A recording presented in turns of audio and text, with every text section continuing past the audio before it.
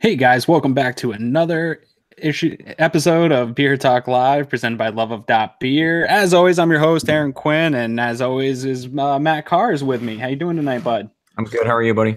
I'm doing great here. Before we get into things tonight, I just wanted to remind everybody that you can find us on iTunes, Stitcher Radio, wherever you listen to your podcast. Go check us out there.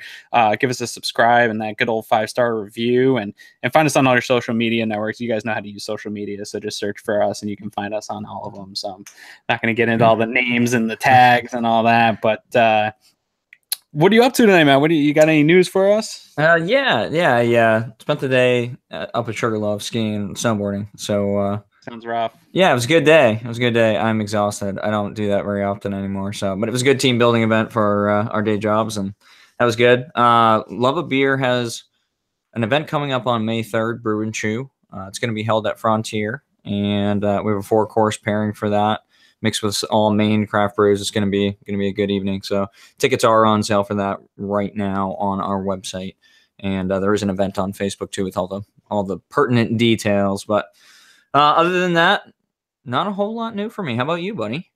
Yeah, man, not a ton. Kind of going to our topic today. I was able to brew, as if you follow us on Instagram, you saw maybe my story over the weekend. I was really excited. First time since my son was born that I've been able to have a chance to take 4 or 6 hours to myself and brew some beer, which was super awesome. I've been thinking about it. I dream about it every couple months of like putting a recipe together. So I was super excited to do that. It sprung up on us because a friend of mine owns a hop farm and is actually having some issues with a batch of his hops.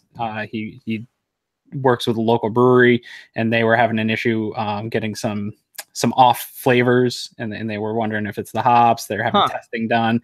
So it's kind of a conundrum. There's so many things that can go wrong with beer. Yeah. And it's hard to pinpoint exactly what it is. And so he hit up a bunch of the guys he knows at Homebrews and says, "Hey, you got any all Centennial recipes?" And I was like, "Yeah, dude, I got the one of my favorite recipes, all Centennial." So yeah. He dropped me off a big sack of hops the other day and gave me a good excuse to brew. So that's cool. Exciting thing in my life. Yeah. Dusted off the equipment, Nice. Good. Well, definitely keep us posted on how that turns out. Yeah, it's fermenting right now. I had to bring it upstairs. I usually do it in the basement. It's a little too cold still here in the Northeast. Yeah. And so got it upstairs, wrapped up nice. Bubbling away. Cool. But what are you drinking tonight, man? I actually just got a trade from our mutual friend, Jeff. I don't like him. Yeah. I'm liking him tonight in particular. There you go. I'm drinking an Other Half Space Dream, which is double dry hopped oat cream IPA. Nice. It's good. Yeah. You must have gone to the Rochester. Did they do another mobile drop? I think so, in Rochester. Some guy tried getting me to go, and I just couldn't. But yeah, no, there was some good stuff in the Treehouse, and some from Big Ditch, Other Half. I think there was even a Night Shift snuck in there, so pretty good little trade. Yeah. How about you? What are you having? Tonight, I'm actually digging pretty deep into my fridge. My fridge is starting to empty out, so it's time to make a run here. But I'm drinking a Boulevard Love Child No. 8 sour ale. Yeah. I like Boulevard stuff. I love their Tank 7 stuff. So I usually keep 1 or 2 bottles of any of their sours in the fridge, and now I'm down to 0 because I just cracked this bad boy open myself. So time to go shopping. Yeah, it is time to go shopping. I got some old IPAs in there that you'd kill me for, stuff that's like 5-6 months old. I never got a hold of, but it's going bad. Yeah, so it looks like you got a corny keg there in the back. I do. I was fitting it, so so a new fitting. So before we went live, now you will transfer into that once you're done with your experiment here. Yeah, so I don't bottle beer anymore, which is definitely a topic here for tonight's show. But yeah, now I go right to corny. Nice. Yeah, so speaking of that, I've been thinking of getting into homebrewing, as you know, and I think right now it's kind of it's not anything new. It's not a new hobby. There's tons of really great homebrewers out there, but some in our circles here are really getting into it, and I think the focus on craft beer is kind of adding to more attention on that, and a lot of the great craft brewers started from homebrewing.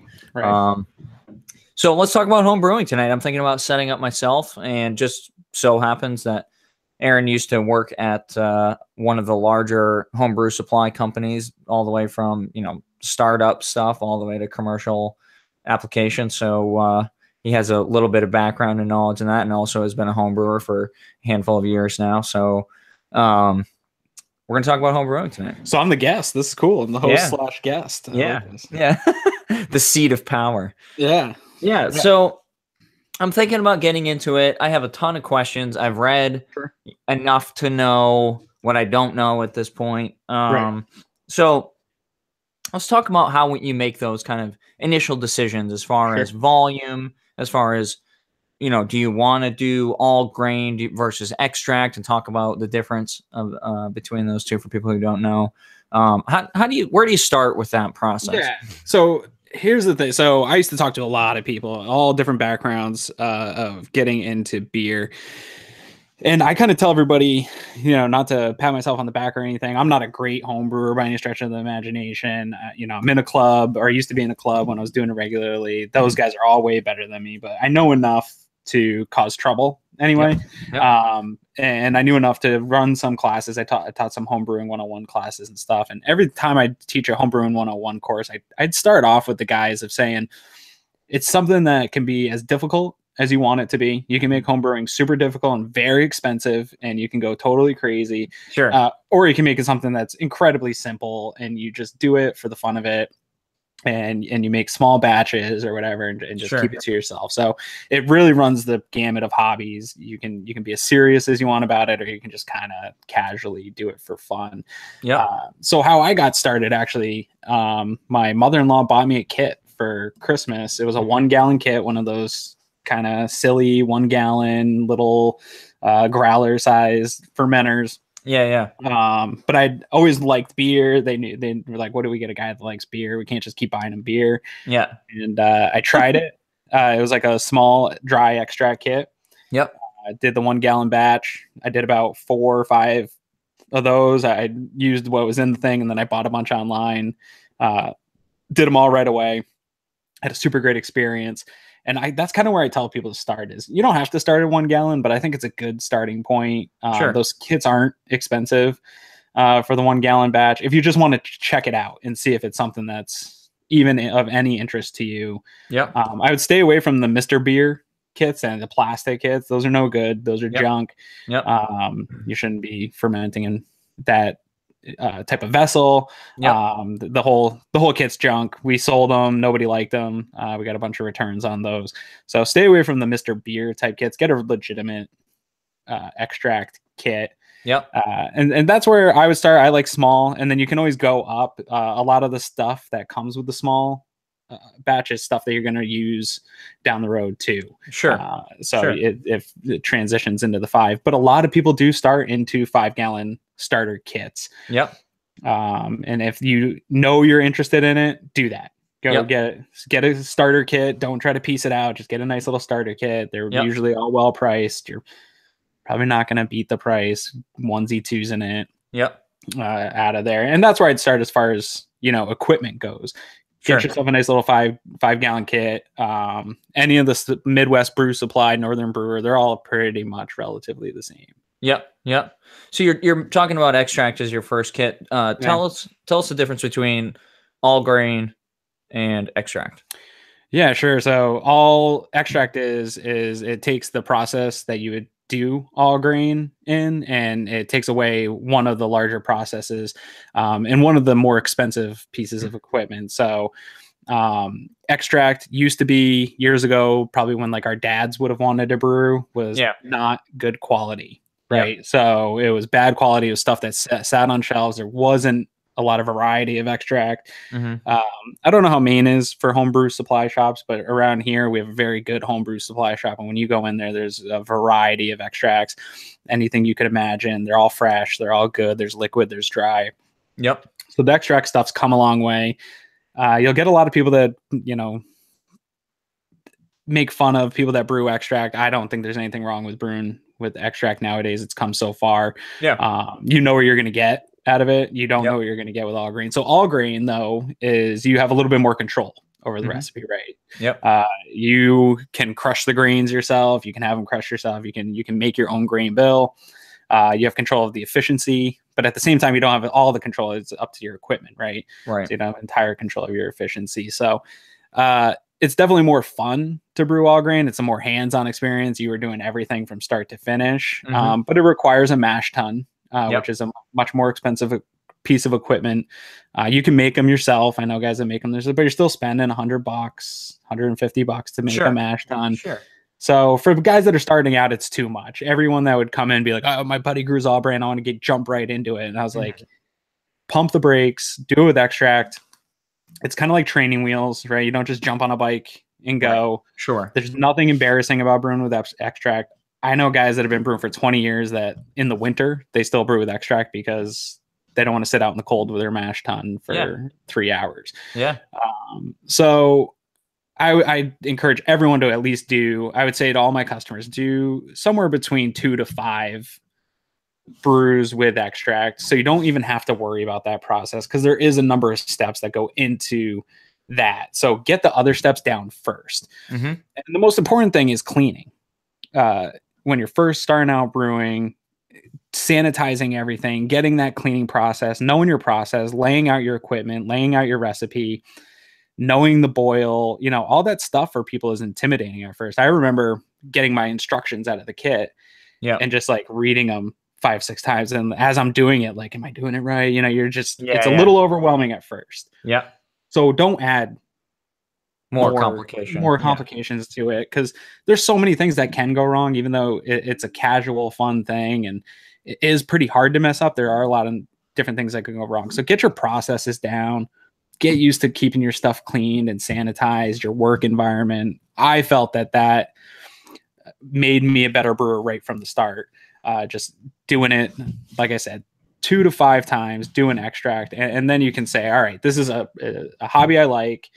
What goes into it. What bottling's like. What the cleanup is like. Because those are the things. It sounds like a lot of fun, but bottling is a pain in the ass, and cleaning all your stuff's a pain in the ass. It really is. Yeah. And so if you can go through the process a few times and say, all right, this is for me, then make the investment to take the next.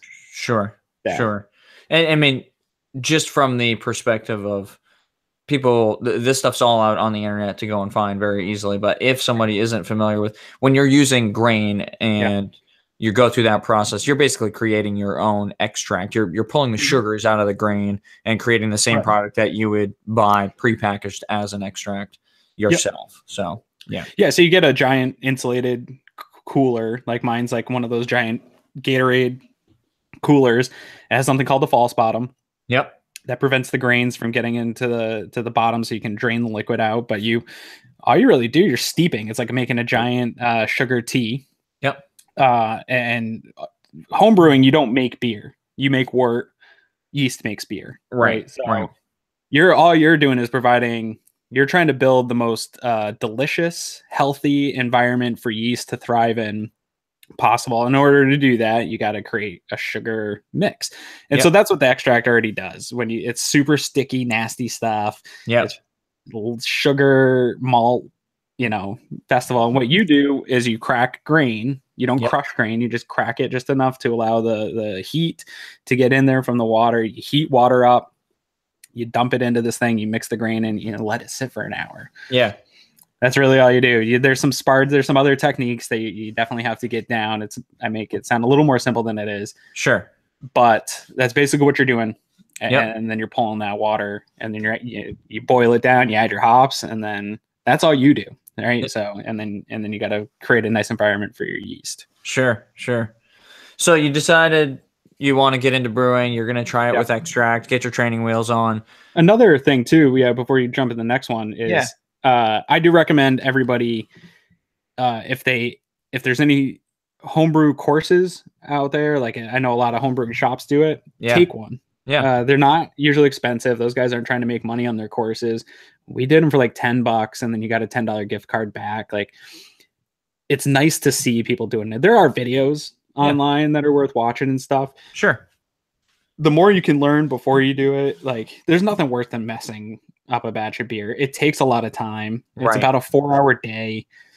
plus constantly checking it, and then you're bottling. That's another hour and a half, then clean up. So you're spending hours and then weeks of time. Right. For it to all go wrong sucks. Right. Right. Money and the money. So to take some courses, one of the things after I brewed a couple was I encourage every single person that is going to brew to buy this book. If you're only listening to us, it's The Complete Joy of Homebrewing. And I'm going to butcher his name, but it's Charlie Papazane. He's one of the godfathers of brewing. It goes through everything. It's a course in a book, and it's got great references you can go back to. And when you're ready to go to the all grain side of brewing, the Homebrewer's Companion book is the second volume of it. They're not super expensive books. They're like 12 to 15 bucks. And they're packed full of information. I lend them out all the time to anyone that's even considering getting into homebrewing just to see what it's like. So definitely pick that up if you're even considering it. Yep. So you've decided you want to brew. You're gonna start with extract, and figure out what you're doing. You go 1 gallon, you go 5 gallon, you go 10 gallons. Where does somebody start? What's a realistic way to get into it, and which one really makes the most sense for someone who's trying to learn? So some of it depends on your setup environment, right? Like I talk to people that live in apartments or live in small spaces, and 1 gallon is the way to go. If you can't put it out on like a turkey fryer type setup, like a propane burner, not many household ovens are going to be able, or the stovetops are going to be able to handle putting out that much heat to boil the water and the wort necessary to do a 5 gallon batch. It's a ton of water. You're going to be burning a ton. So you really need a propane burner for that. So if you have a small space, you live in an apartment, do 1 gallon batches. They're fun. The nice thing about a 1 gallon batch too is you do mess it up at all, it's like 12 beers. It's not a big deal. So, and if it's good, then that's great. You made a nice small batch of beer. You can also do 2.5 gallon. Right, you can cut a 5 gallon recipe down and do it that way too. I know people that do it that, but the standard is usually 5 gallons. There's a lot of 5 gallon recipes, a lot of equipment made for brewing at 5 gallons. If you're a new guy, I'd stay away from 10. 10 gallons is a ton of beer. The only people I know that brew in 10 are when they're splitting it with people or they do competitions. And they're gonna get a bunch of beer judged or something like that, or buddies are splitting it. It takes big equipment. I know some people that do it, but it's a lot of beer to do. Especially of one style. And from what I've looked at for parts anyway online, it seems like there's a pretty big jump in cost from 5 gallon to 10 gallons, because really you need enough capacity for 13 to 15 gallons, because when you're boiling water, it certainly takes up more space than 10 gallons. And you're gonna have when you're boiling, you need more than the intended amount that you want to brew, right? Because you're gonna have some burn off throughout an hour's worth of boil. So you really need a lot of water, and you really need a gravity fed system if you're gonna be doing 10. Even 5 gallons. My wife saw me struggling dumping 5 gallons of 180 degree water. It's a lot to do without a gravity fed system. So then you start talking about custom building stuff, and your wife's going to start killing you if you start getting into 10 gallons unless you're super serious about it. Sure. So 10 gallons, stay away from it. Plus, the loss of the learning process of 10 gallons worth of material and time and all that stuff is just super disappointing. And honestly, like I do the 5 gallon, and it takes up a lot of room in my house. Like I have 3 kettles because you need multiple kettles. I have 3 fermenters because sometimes you'll definitely need a secondary fermenter, and it's always good to have another one available if you're brewing something else, doing a cider, and those take up a good amount of space. I use the big I use PET fermenters. That's another tip for people if you're getting into the 5 gallon and up. I'd stay away from the glass fermenters personally. They're super heavy. Even without beer in it, and then you add another 5 gallons of liquid into it. And I've heard some horror stories where like a guy puts it down in his basement and it just like sits on a pebble or something and cracks. And then you have a disgusting mess. So the PET is nice. It works great. I use carboys to ferment. Some people will use buckets. It's a personal preference thing. I've argued with a bunch of homebrewers about it. I don't like buckets. The lids tend to warp over Sure. time to Yep. me. The seals tend to go. Yep. The carboys have the bung hole, the bung that goes in it, Right. and those to me never leak. So I'm a carboy fan myself. That's how I roll. Yep. People don't like them because you got to clean them out. They can be a pain to clean, but Sure. so yeah, it takes up a ton of space. That's the kind of the point I'm getting at is you start accumulating stuff. I was just talking to Jeff, one of our mutual friends who just got a homebrewing kit, and he keeps sending me like stuff to buy. I'm like, dude, it takes up a lot of space, man. Like, pump the brakes. You don't need everything right away. Like, just like brew a couple first. Yeah, know? no, he's excited about it right now. You know, he's done a few, and he's ready to step up. I think he's gonna probably just end up doing 5-gallon, but yeah. So 5-gallon seems to be the magic number. So you talked about kits.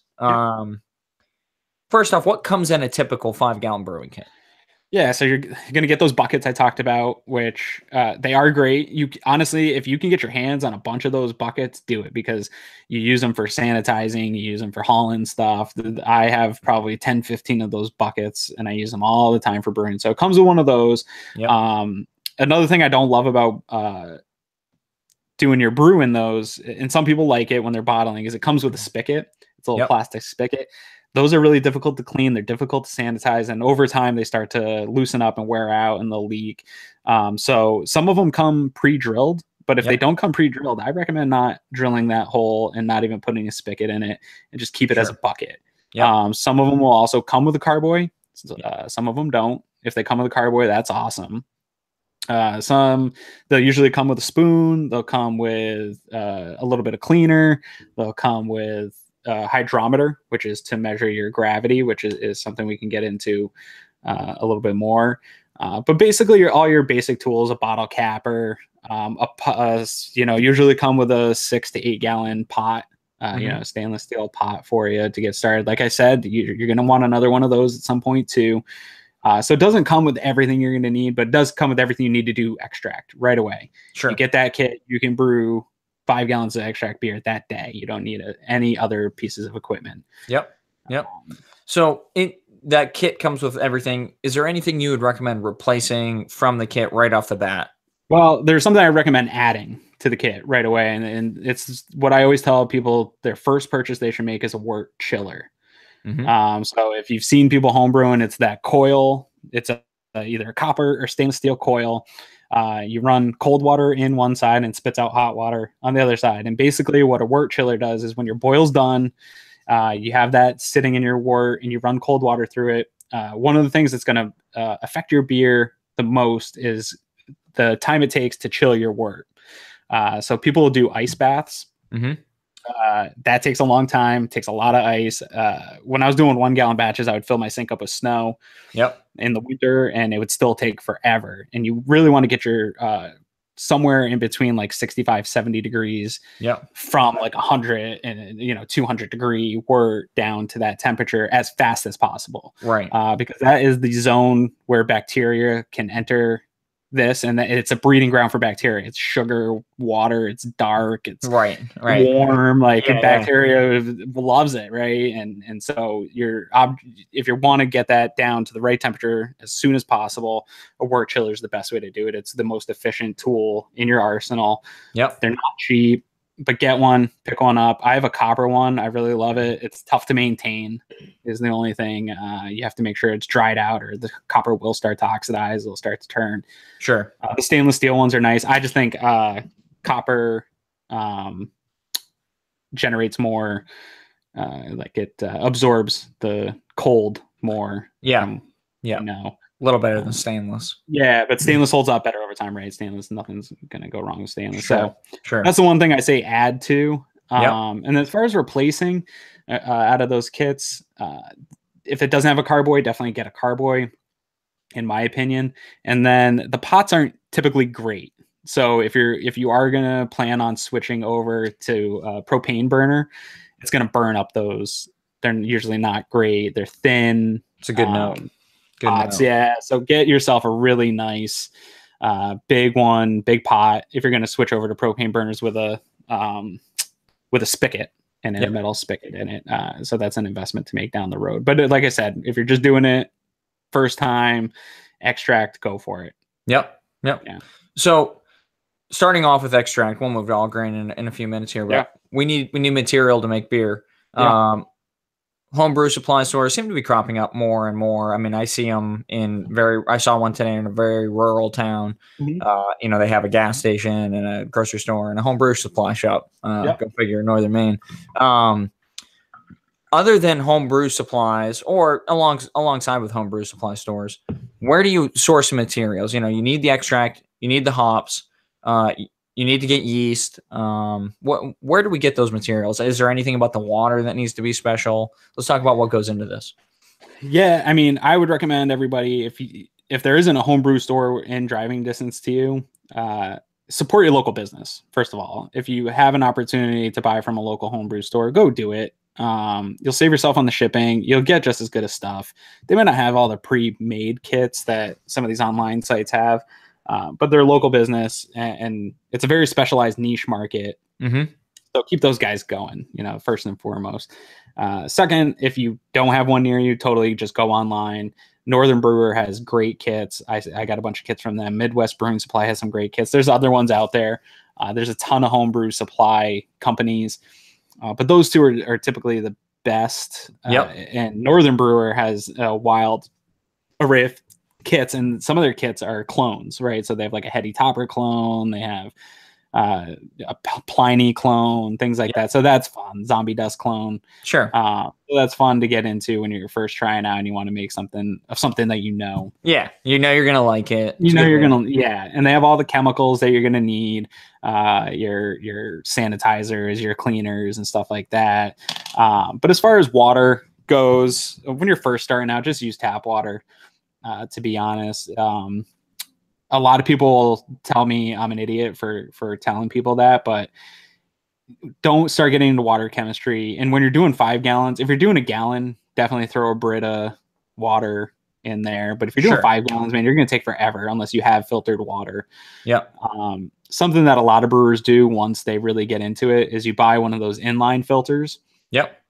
From Home Depot or whatever. Those aren't cheap though. Those are like $100. And you can get the fittings and stuff to hook it up to your faucet and then run your water in through there. That's a great way to do it. Just filter out some of the chlorine and things like that are in water. But sure. What about buying like a 5-gallon jug of water? You like can do that. Water cooler water. Any better results that way? I think people say so. Yeah. I've never had bad. Like this batch I did, I just used my tap water. And I will throw some chemicals in there now, but that's a topic for another day of water chemistry. But sure, Buffalo's got good water for brewing. Mm-hmm. Outside of whatever is in our tap water, the water itself's nice hard water. It's better for brewing some of the darker beers and stuff. But water chemistry is probably a 201.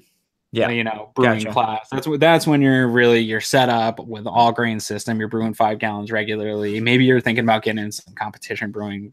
For the regular average brewer, water really doesn't matter. If you want to feel good about it, like you said, buy the water you need, but just make sure you know how much you need for the recipe, right? If you're brewing 5 gallons, you don't need 5 gallons of water. You need whatever. It's going to be like 12 gallons of water that you're going to need in total. So go out and buy that. Totally nothing wrong with that, but it's going to add cost to your brew day. Yeah. So extract's pretty easy to come by. There's a handful of sources for it. Let's talk about hops for a second. Sure. There's, especially as craft brew takes off, there's been hop shortages and various types of hops and so on. Mm-hmm. We're really talking about pelletized hops. It's pretty uncommon you get your hands on fresh hops. Although if you're lucky enough to know somebody who has a hop farm, stay tuned in the fall. But how hard is it to find hops? Do you have a problem getting them? Never. Yeah, no, because the nice thing about homebrewing is you're brewing on such a small scale, right? When you talk about hop shortages for some of these companies, it's guys competing for Galaxy, boxes of pounds of Galaxy, right? Yeah. I mean, every once in a while, there's been a time where I did want to brew a beer with Galaxy and I was late into the season. I went online and most of the sites were sold out. Like no big deal for me. I'll find a different recipe. Yeah. But as far as the majority of the hops that you're going to use, you're only probably using somewhere between 3 to 6 ounces of hops in a 5 gallon batch of beer. Yep. So that shortage usually doesn't exist on the homebrew side.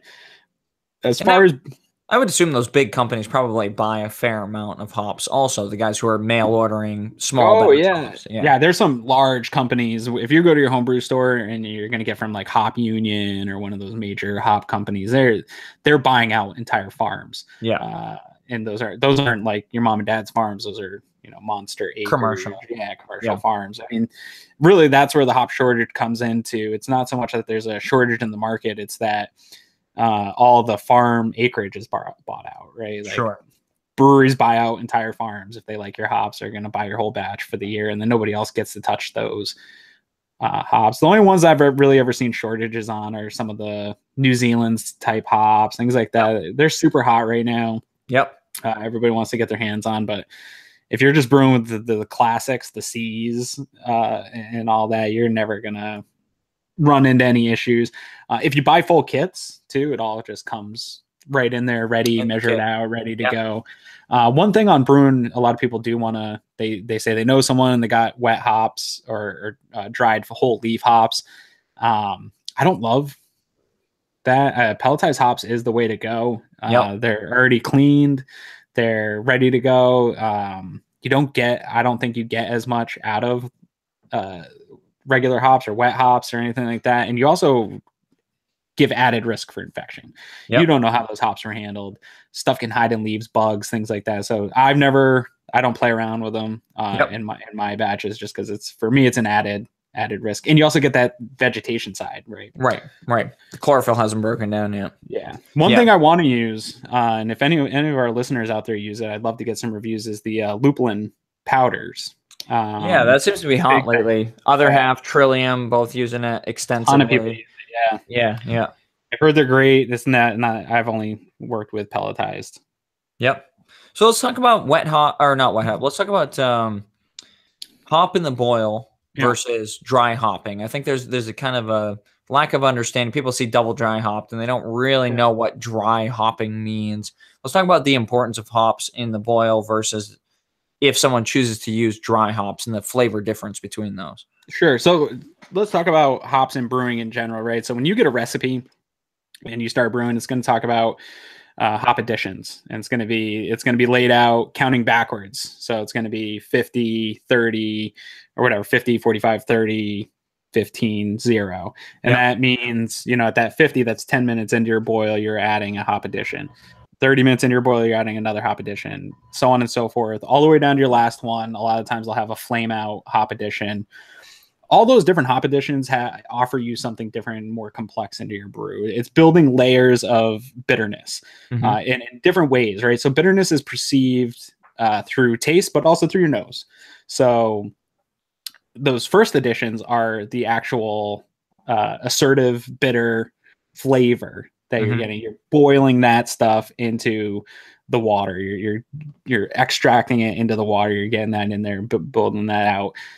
As you go down throughout that process, towards the end, you're getting more into the aromatics of hops. You're adding the more aroma side of hops. So the one I just did was all Centennial, so it just adds the complex layers of one single hop, which I prefer doing that style of brewings, just because hops can have all those varieties, those different things, and it's fun to see what a hop is at each stage in one beer.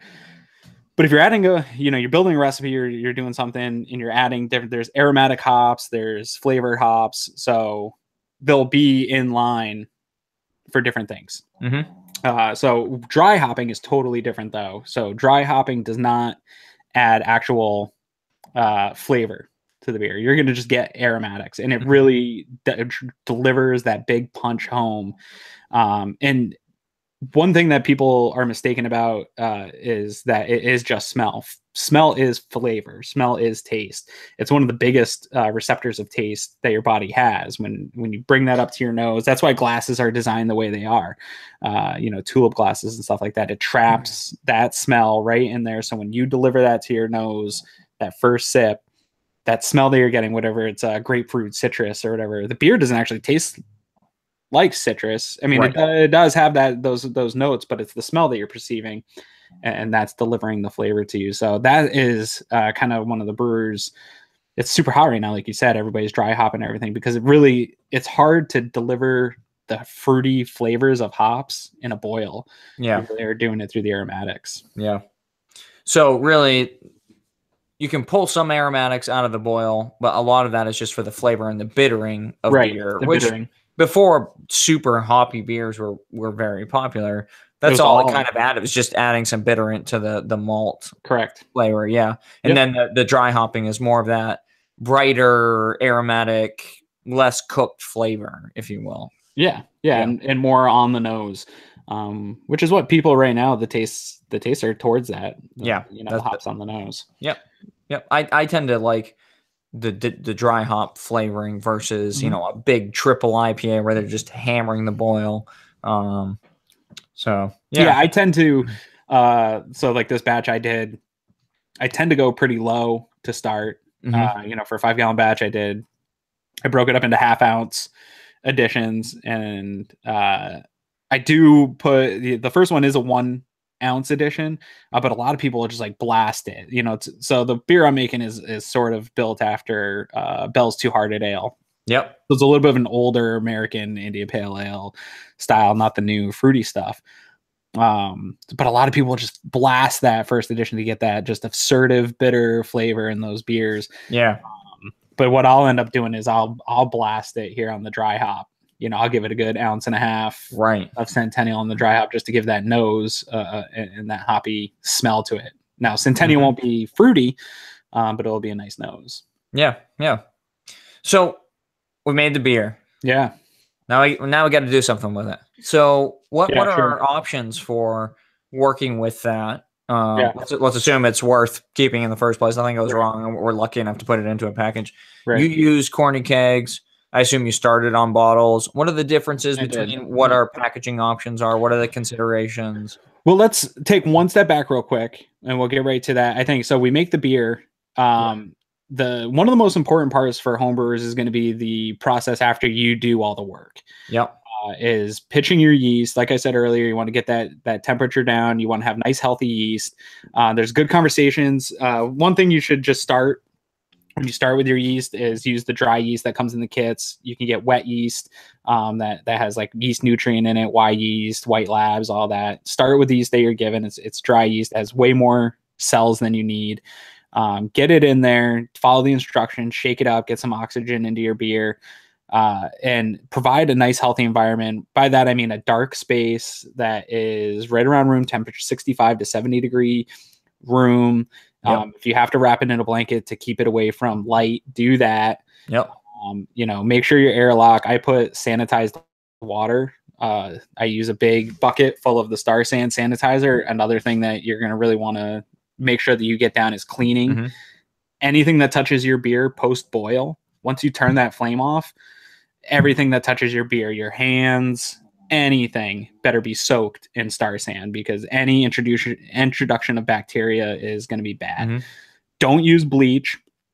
Some books and references say it's okay to use bleach to sanitize. Don't do it. It's going to add some flavors. Use Star San. It has no flavor additives. You can drink Star San. It's not going to do anything to you. The foam doesn't matter. You can get the foam in the beer. It's the best stuff on earth. Buy as much of it as you can if you're getting in the room. I do. I have big gallons of it.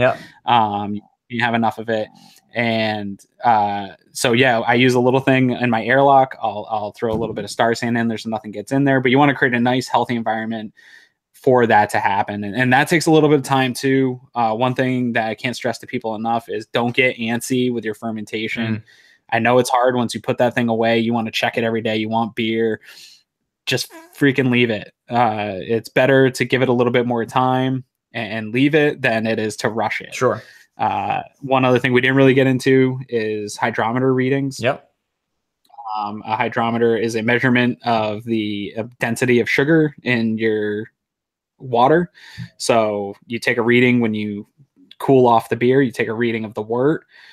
Basically, you drop this little measuring stick in water. If you read online, they'll tell you exactly what to do. But anyway, it gives you the amount, your original gravity of your water, which is going to tell you how much sugar is in the water, which is at the end how much yeast the sugar should been consumed, Sure. and that'll give you your alcohol percentage. So you want to get a good hydrometer reading right to start, so you know when your fermentation's done. Right.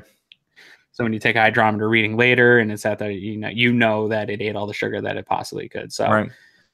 do all that. Yeah, I mean, I kind of jumped over yeast a little bit. I think that's an important, just yeast is super important, side conversation. And, again, I think some of the yeast flavor conversation is probably 201 stuff. But for sure. How important is the source of your yeast? What kind of yeast you use?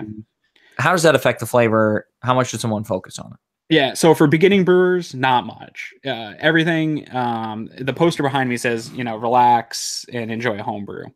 Relax, don't worry about it, enjoy a homebrew. And that's what this book talks about that I shared earlier. And for beginning brewers, don't worry about the fine details of stuff. You're going to make good beer just fine. I've had this argument with really snobby brewers and stuff about the packets of yeast that come in the kits. When I would do the Homebrew 101 classes, some of the guys that did the Homebrew 101 class would do like a little bit of hot water and mix the yeast in there and activate the yeast. I would always just take the dry yeast and throw it in to the beer, into the wort, get it and throw it away. And I always made good beer. I never had a single batch go bad.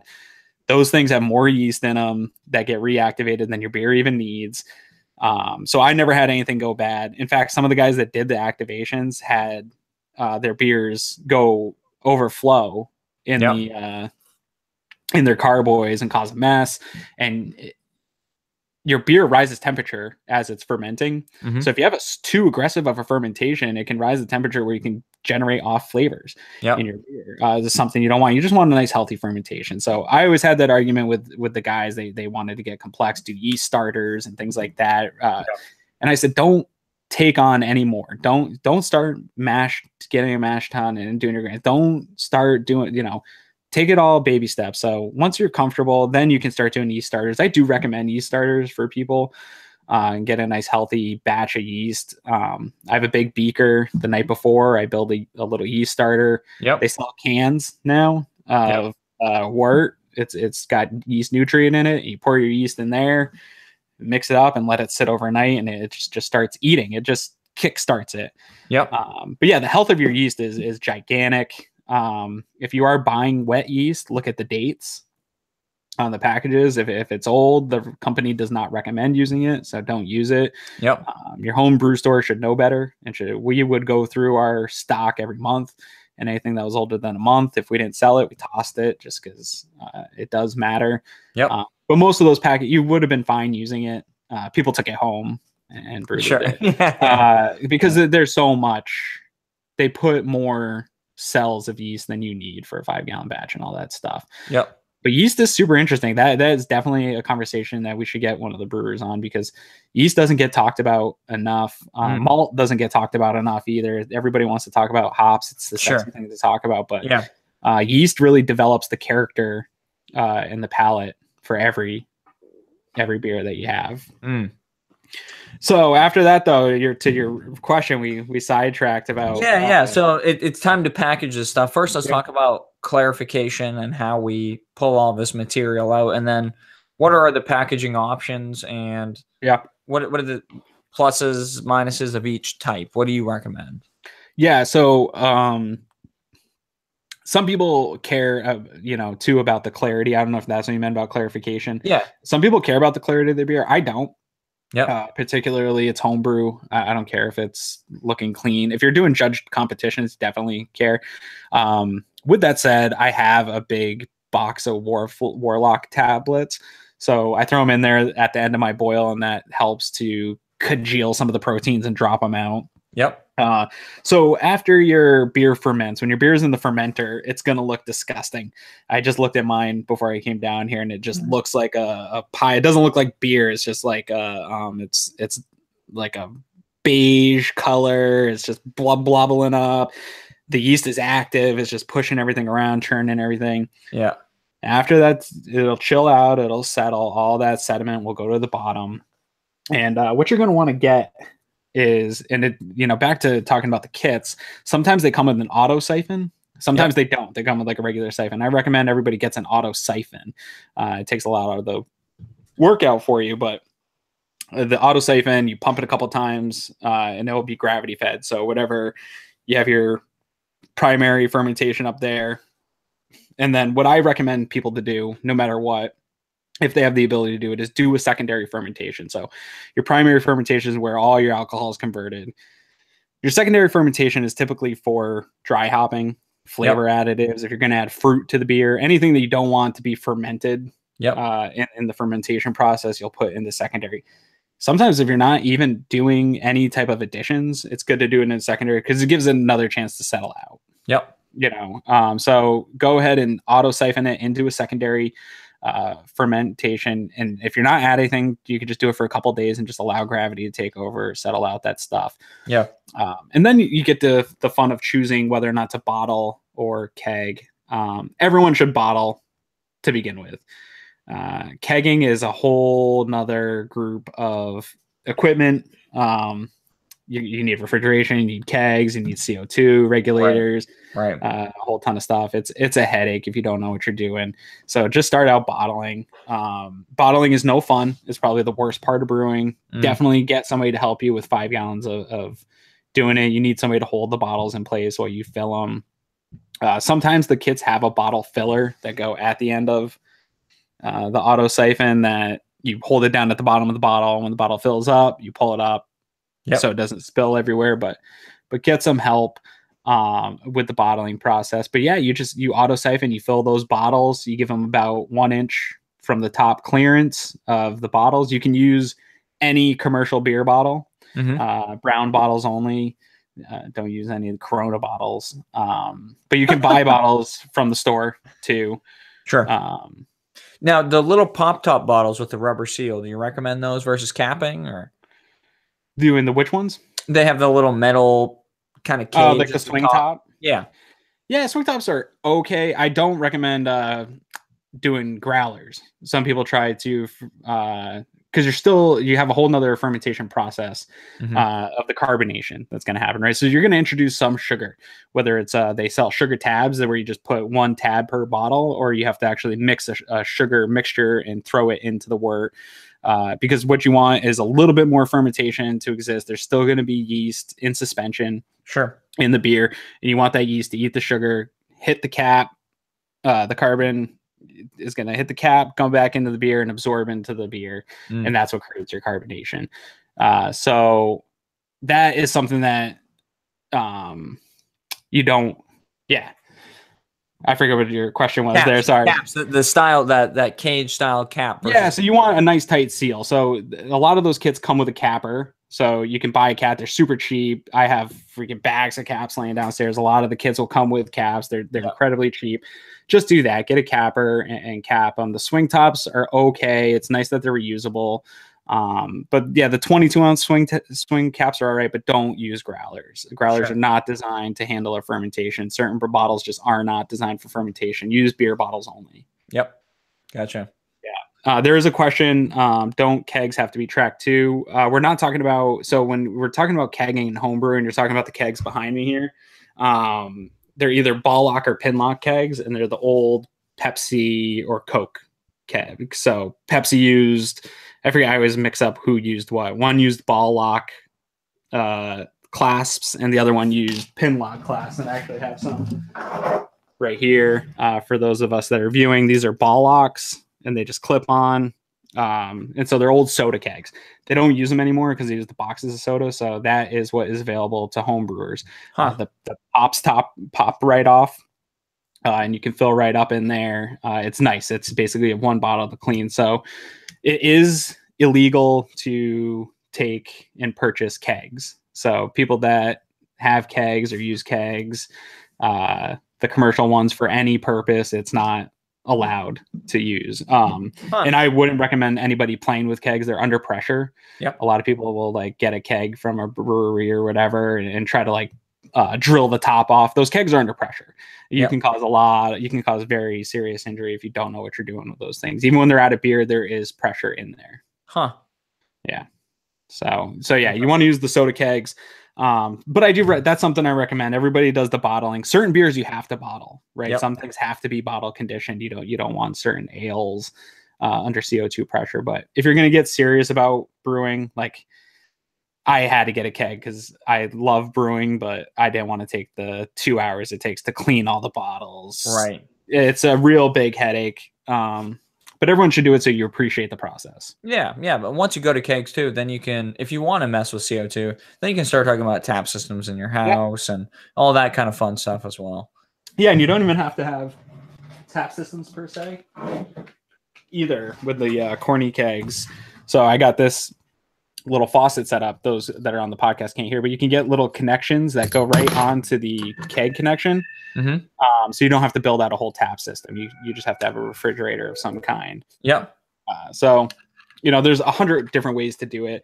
Sure. But go talk to somebody that's done it before, so you know what you're doing with pressure. Playing with CO2 is no joke. It's a lot of pressure in those containers. So yeah. I mean, any pressurized gas, be careful with. This is the reason why you have to sign all those risk waivers when you haul a tank of pressurized gas out of the gas store. Yeah, exactly. So just, if that's something you want to get into, maybe at some point here down the road, we can do a show just about, kegging beer and things like that. And there's a couple guys I know that'd be good to talk to about that and pressure, things like that. So like I said at the beginning of this, you can take it as simple as you want it to as crazy as you want it with, gravity fed 10-gallon batch systems and have 10 taps on tap at all times. Yeah. I know guys that do it, man. I know a guy that has a brewery in his basement with a hood fan. He has, hundreds of pounds of grain all the time. Nice. He has 10 taps all the time. So, it's as far as you want to go. Right. Yeah. But start with the training wheels before you hop into that. Yeah, no doubt. I think it's easy. So like our friend Jeff has been sending me all these things. Is this a good deal? Is that a good deal? And I keep telling him, I'm like, just do your thing, man. Just, take the equipment you have and just keep doing it. The fun is doing it. Don't get caught up in getting overzealous, buying a bunch of stuff and then burning out and not doing it. Cause it is, I think one thing that people don't always realize is it's a ton of work. There's a lot of labor that goes into brewing beer. Yeah. I'm tired every time I'm done doing it. After you're standing out there for, it's an hour of setup, 2-3 hours of brewing, an hour and a half, 2 hours of cleaning, lugging everything around. Like it's a long day. And then you still got work to do. Like I'm still going to have to get all my cleaning stuff back out, clean the fermenter, and sometimes it's gross work. And then sometimes it doesn't even work out. Like I spent $60 on the recipe, spent, 5-6 hours, all my time. In 2 weeks, this beer could suck. Right. And that's super defeating. Yeah. And there's nothing you can do about it. So it's not for everybody. So don't get too crazy and buy up everything.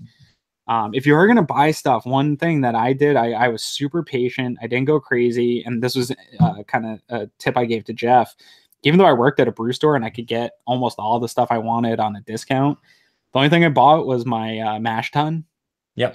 Was there. I bought on a discount. I waited for the right one to come in. But though I got everything on Craigslist. I pieced out a couple things, but I got lucky and found one guy that was moving out of the country. Had a basement full of brew stuff. And I was like, I'll give you $150 for all of it. He's like, yeah, you got to haul it out of here. Yeah. And I got everything.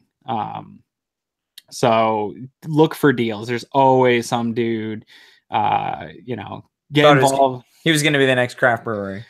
Well, he just ran out of, had to move and he couldn't move it all with him. Didn't feel like taking it. And I was like, yeah, dude, whatever. I don't even want to deal with it anymore. So that stuff, there's always people moving up. They got a new system of stuff and they don't want it anymore. I don't know how it is in Maine as far as homebrew clubs go. But if you're listening, you're not from Maine, homebrew clubs are everywhere. Find your local homebrew club. It was one of the best things that I did. I joined my local homebrew club. They get you an email list when somebody's getting rid of a piece of equipment. They go right there first. They say, hey, I got this kettle or whatever. It's in great condition, free to whoever wants it. Or, they're just usually a good group of guys, or they'll give you a deal if they're going to sell it, or if they know somebody that's getting rid of stuff, it's there.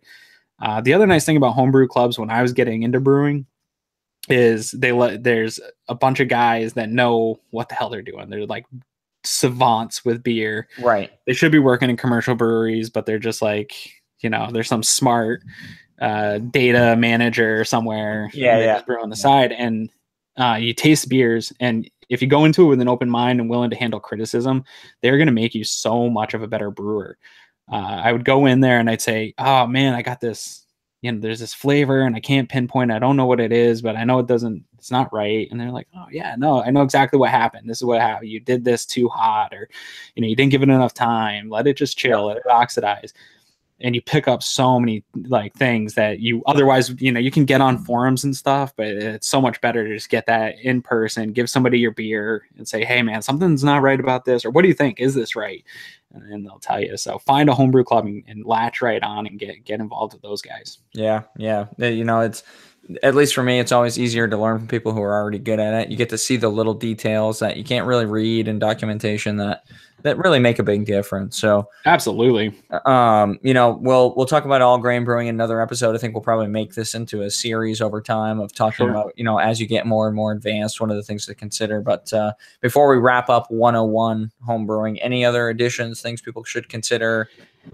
Yeah, I think one of maybe the most important things outside of the brewing process itself is I picked up a notepad just for brewing and I wrote down even the recipes that came with my beer. I'll save them. I still have like the first 1 gallon recipes that I have, but I wrote down all the processes I took, all the different things I did, so that if a problem arose, I could go back at that. And when I talk to other brewers, I could say, oh, this is what I did. This is what the temperatures were. These were the things that I did. Yeah. If it was a really good beer, I know exactly what I did. Right. And, to replicate that beer, which came in super handy because the beer that I made the first time I made it was phenomenal. This IPA that I made over the weekend, I took all the notes. I made it another time for a class that I did, for an all grain class that I did, and it did not come out as well. And I compared the notes, and I still was able to kind of see what some of the differences were of the things that I did.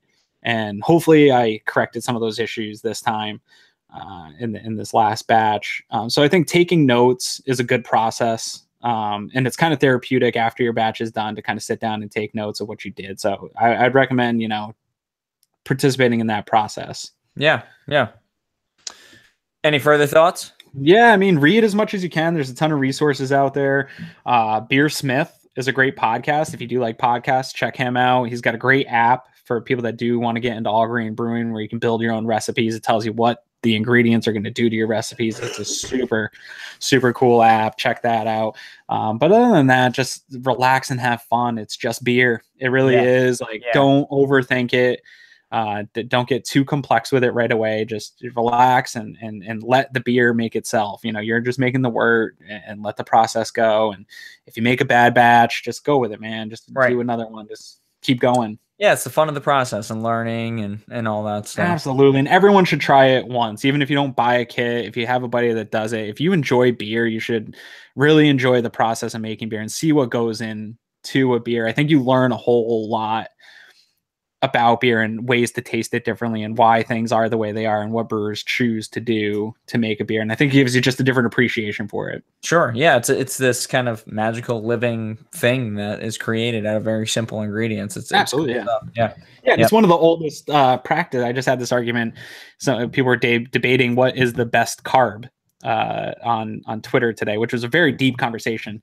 And somebody said bread was a super overrated carb, and I was like, whatever, man. Like, bread led to the creation of beer, which is the number one greatest resource that humans were able to ever create, right? It created so much. So there's books all about just the history of brewing. So when you do it, you're kind of you're getting right into that human spirit of something that's super important throughout all of human history. And so I really think everybody should make some beer at some point in their life. Yeah. Get out, have some fun, make some beer.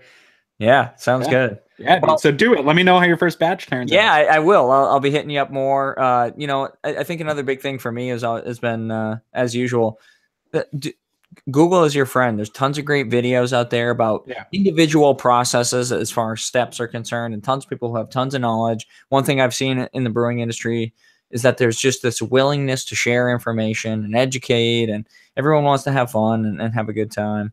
So yeah, get out there and give it a try. Before we wrap up, again, you can find us on YouTube, iTunes, Podbean, Stitcher Radio. We're on all the social medias. Go out and find us, interact with us. Tell us what we're doing well. Tell us what we're doing poorly. Come hang out with us live. We'd love to have more comments and interact and take some questions. So, like I said, we'll be continuing this series, get into the kind of the more complex parts of brewing. We can get into all grain brewing later, and different pieces of equipment that are involved in that. But before we wrap up, any further comments? Yeah, no, just like Matt said, follow us, check us out. If you have any, the only other thing I would say is if you have any ideas of topics that you do want to hear about beer that you would like dive in a little bit more, no matter what the topic is, it doesn't have to be about making beer or anything like that. It could be any of the industries that are associated with beer. We want to learn, we want to talk to people. So if you know of somebody that would be good for the show, or you have a topic that you think would be good for the show, shoot us a message over on Instagram or Facebook or whatever, and we'll be responsive and try to get those people locked in as guests. Definitely, for sure. Yeah, sounds good. Cool. From my side, Brew and Chew, May 3rd, Frontier. Come hang out with us, have a good time, eat some good food, drink some good beer. That's all I got. Cool. Well, hey guys, as always, we appreciate you listening. Go back and check out the episodes. They never get old. They're topics that aren't dated, which is a nice thing about our podcast. So we've had some great guests on. So if this is your first time listening, we really appreciate it. But go check out some of the other ones. There's been some great conversations we've had, and some great conversations to come. So appreciate your time as always, and cheers, guys. Cheers.